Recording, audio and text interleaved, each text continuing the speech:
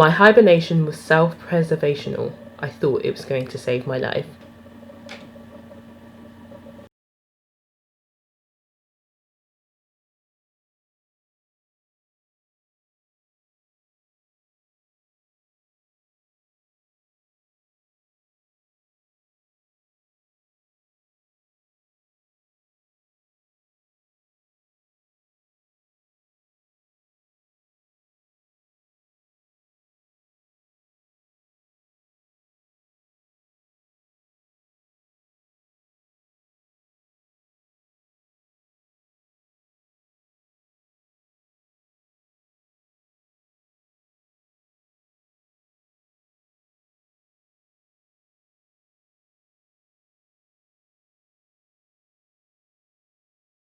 Hey everyone, and welcome back. Today we're going to be talking about the book My Year of Rest and Relaxation.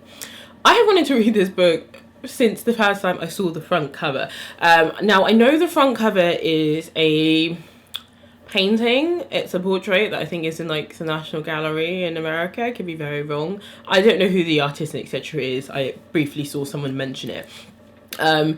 And the girl just looked like a word, like the word derp, and she just looked like, I'm done, I want to sleep. And I was like, that title, that front cover, that is my kind of story. And then I saw the name of the author and I was like, no. Because I have read Eileen by Tessa Moshfegh and I didn't really like it. And I don't think you are really supposed to like it. At least you're not really supposed to like the character. But I was a bit like, I came away from it just feeling a bit like, ugh.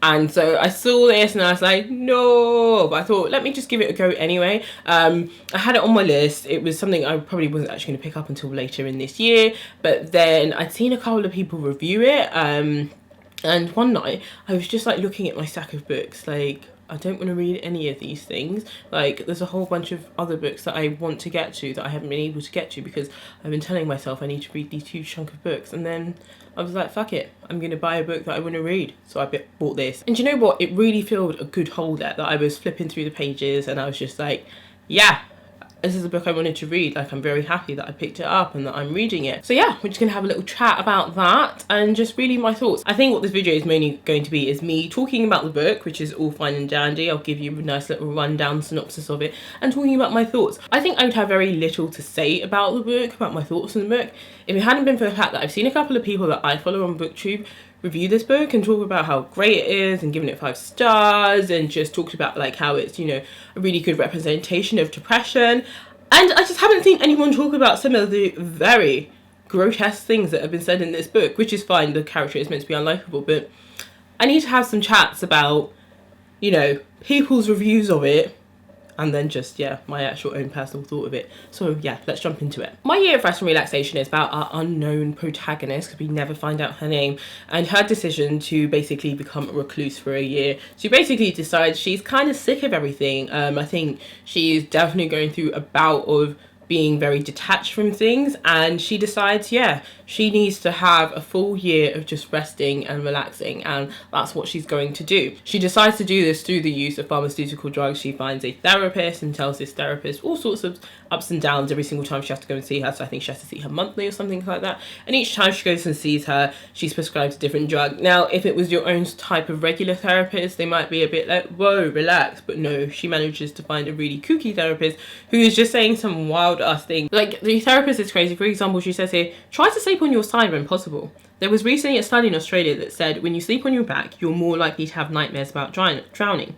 It's not conclusive, of course, since they're on the opposite side of the earth. So actually, you might want to try sleeping on your stomach instead and see what that does. Like, she just comes up with these random things throughout the book, and it's just actually really funny, but you can't take her seriously. I can't remember all the things she said, but she would just say really out there responses to the things that protagonist was saying to her. It was like she wasn't even listening to what our protagonist was saying to her. It was actually very amusing. So every single time she would come away with a new drug, and sometimes it'd be off the market drugs that had been trialed in other countries. Yeah, it's that kind of weird vibe. So she's managing to embark on her year of rest and relaxation through that, and reading through the story is our character talking to us about her past and kind of her present. In terms of her past, she's talking about the relationship she had with her parents. You're able to find out how she is actually quite a secure and wealthy girl through a myriad of different things. She talks about being school, she talks about being at college, and then I think, yeah, so college, maybe university, and then we're sort of talking about how she meets her friend Reva, who is another character in the book who pops around all the time. So our character is trying to obviously just rest, and this friend of hers is always coming around. And of course our friend is the one that's saying, you know, you shouldn't be doing this, like, you know, you need to see a proper therapist, you need to do this, you need to do that, and then you'll feel much better, you're wasting your life away. But her friend is very much quite conceited in the same way that she is, but on a different level, like not as conceited. Our character doesn't really go there, she goes to the coffee shop downstairs, and I think sometimes when she has these blackouts, she from all the drugs that she's taking, she goes like shopping and stuff like that, and sometimes find random things in her house. And there is a part where she has to attend like a service or attend some event with her friend Reva, so there we get her actually going out for a long extended period of time and actually having to communicate with other people, because other than that one bit, she doesn't really communicate with people apart from when she's buying coffee in the corner shop downstairs. And we also find out that our protagonist is someone who worked in the New York art scene, and so she talks about what it was like when she was working there, basically how she got fired from there, how she got onto the point. And the things that she describes about the scene are really funny. Like, this book is very dark, it's very humorous, like it's very witty, sarcastic. So you do get that dark humour running all the way through it, which makes it very enjoyable and it's very laughable. And of course there is a sort of love interest there, but it's a total fuckboy. So, you know, she also talks about him and the realizations that she came to about him. And it's brutally honest. Like, you can tell that this girl, like, at the time she was with him, she was definitely like quite enraptured with him, but then as she pulls out of it, she just realizes how stupid she has been, and she's able to be really honest with you, the reader, and be like, yeah, I'm really dumb. And that is the basis of the book. There's no way I can really tell you more about the book without spoiling it for the reader, because this book is really good in the sense that it's not very plot heavy. It's more of a character study, I would say, and it's just more, yeah, an exploration of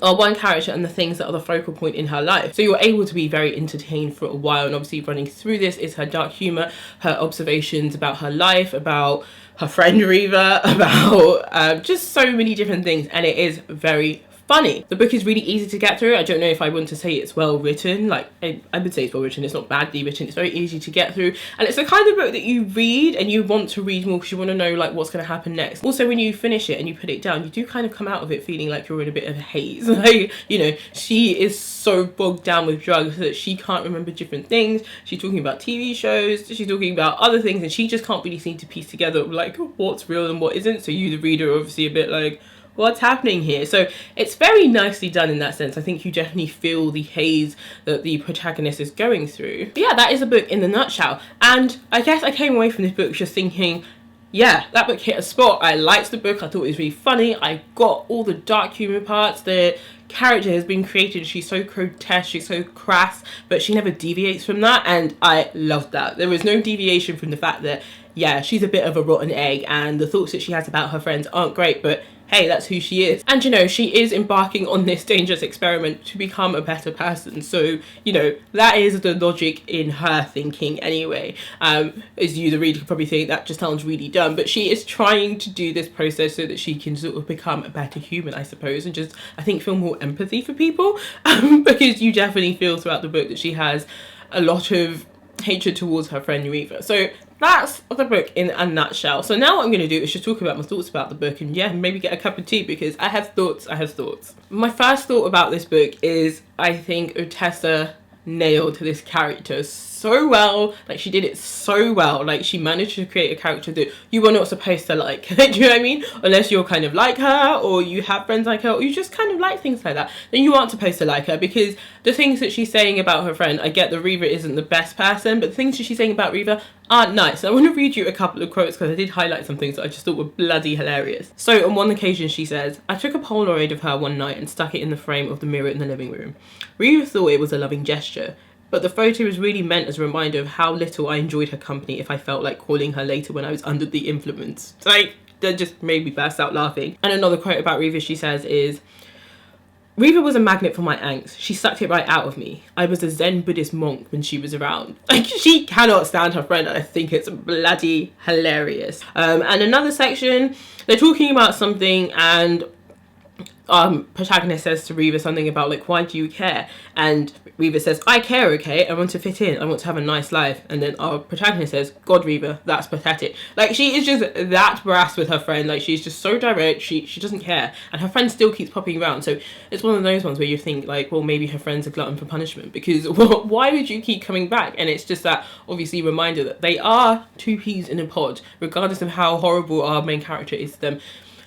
Yes, Reva probably has some self-esteem issues, but I think they're kind of the same person, which is why she's able to sort of be friends with her, because Reva also says a lot of things, not in that kind of direct way. She's very more, she shrouds it a lot. She's very, like, indirect about it. The final thing I want to read out about what she says about Reva, she says, our main character says to Reva, men don't feel bad the way you want them to, I told her. They just get grouchy and depressed when they can't have what they want. That's why you got fired. You're depressing. Consider it a compliment if you want. So the character, nailed down to a T, she's so crass, she is grotesque, she's horrible. And there's also another part where she's talking about the guy that she is dating, and she does a lot of things to get his attention. For example, and I didn't highlight this part so I can't actually show it, but she wants him to come over, and the only way she can really seem to like get him to come over is to tell lies. So she says to him, I think I have HIV, I think I caught it from one of the black guys at the gym.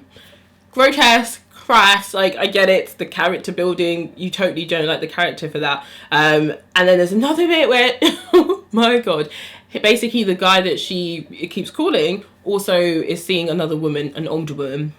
I don't know how she finds out it's an older woman, but she does. And I think he says he can't really come over at the moment, but he will try later. And the woman has a kid. I think the kid has autism.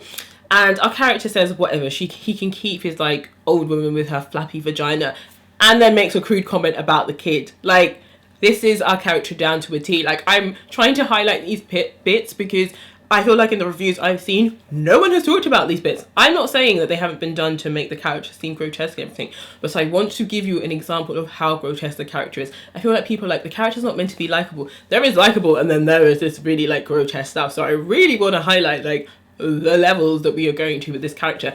And in a way, it definitely reminds me of the character Eileen that Otessa Moshfegh wrote about in one of her previous books. She's also grotesque and says and thinks and does really grotesque things, and I think she did a really good job of nailing this character. This character is all round not redeeming. There is no redeeming qualities about her, but you as the reader like following her story. You like seeing where she's going to go next, and I think that's just wonderfully done. Even though you don't like her, you're just very intrigued to see what she's going to do next. And that's where I think the story is really good. And I gave this book 3 out of 5 stars because I did like it. I didn't love it. I liked it. I really did enjoy the read. I enjoyed finding out more about this character and the things she had to say. She had quite a lot to say about herself, and there is a lot to say, like I saw, about her parents. And there are some things when she's talking about what happened to her parents that I find quite crass. Again, I think just so nicely done in sort of tying the character together overall, that she never deviates from that. There is no sort of redemption for this character, and I think that's incredibly powerful, because I think it's easy to be like, this character is doing all these things and she's really horrible, but reader, she's actually really nice. There is none of that in this book, and I'm very happy to see this, because that's how it works in real life. Some people are just horrible people, like they don't have redeeming qualities. Our character is very self-aware, and I think her self-awareness makes it seem like you should feel sorry for her. And I think that self-awareness is where like a lot of people like about this book and think that it's really great. But I've said, me and Pauline were talking in one of my comments, and I said self-awareness doesn't necessarily mean great. Just because someone is aware of how bad they are and the things that they're doing, I don't think that then forgives them for the fact that they're doing it, because this character is never once apologetic about the things that she does. So whilst I really enjoy this book because she is really self-aware, I also kind of feel like that's the point that people pick up on and think that that's why this book is really great, because, oh my god, she's such a grotesque character, but she's really aware of it. So what? Like, what does that mean? Why does that then mean that, you know, then she's really self-aware of what she is and therefore this is a good book? Like, the self-awareness means nothing if she's not acting on it to become a better person. She's acting on it to sleep, which is a very selfish act, because she's just foregoing everything in her life and just acting really crazy and being horrible to her friend. And just because she's aware of the fact that she's horrible to her friend doesn't make her a nice person or the book really great.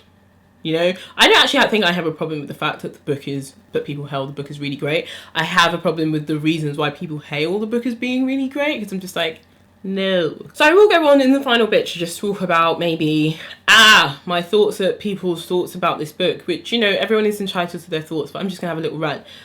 the fact that I've seen loads of people talk about this book being like a really good interpretation of depression, or just, you know, really that's how people with depression feel and things like that. It's never once stated in the book that this character has depression. Obviously she's seeing a therapist and the therapist is saying stuff, but the therapist is fucking crazy, so you can't really take that her word for it. And I just have an issue with that. I guess I obviously have an issue with that personally because I am someone who suffers with depression, but I think just putting that aside, I'm just like, I wouldn't read this book and think, yeah, this is the book, it's all about depression. This book is really sarcastic, it's dark, it's humor. I don't think it's meant to be the book about depression. It's just about a really privileged, spoiled girl in the New York scene who decides that she's going to take these really drastic measures to try and improve herself. Like, it's, I really have an issue with those things, because whilst there are bits in here where she talks about herself, she says here, awake in sleep somehow, I felt good, almost happy, but coming out of that sleep was excruciating. My entire life flashed before my eyes in the worst way possible, my mind refilling itself with my lame memories,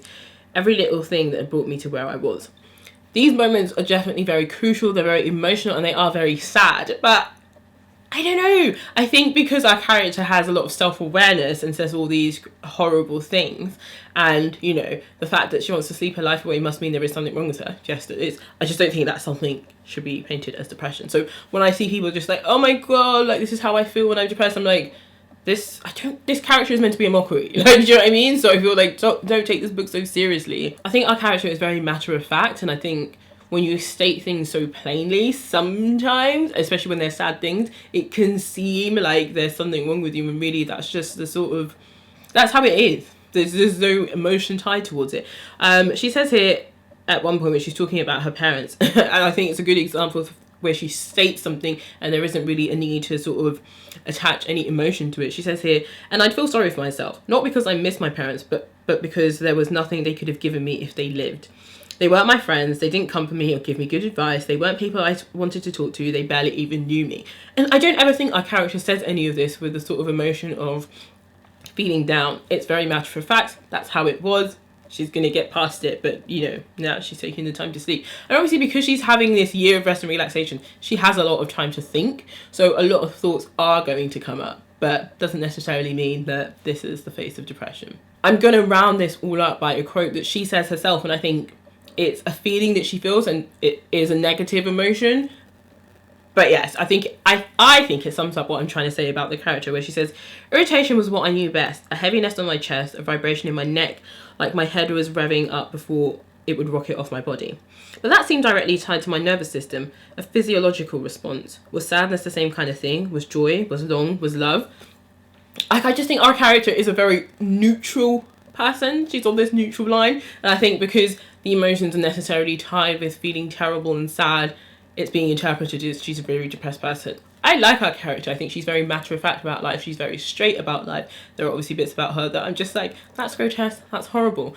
But I wouldn't put her down as depressed. I'd put her down as someone who's very sad and wants to sleep. And don't we all just kind of want to just chill for a while and not have to work and not do anything? Like, I would, I'm not gonna lie. Anyway, that is my rant done. I feel like I have been all over the place in this review, but I just wanted to have a chat about the book because I realised I liked the book. I thought the book was okay. But then I was seeing all these great reviews and I was just like, hey, what? I've seen quite a few people liking it to Girls, the one that has Lena Dunham in it, or Fleabag or stuff like that. I haven't watched either of those two, so I can't say that I understand the likeness or would liken it to that. When I read someone's review, I thought it would feel like The Girls, like what I thought The Girls was, because I've never watched it. But actually reading it, I don't think it is, because unless that's what The Girls is about, then I'm actually more inclined to watch that show and Fleabag. But yes, it wasn't what I expected, but I did enjoy it.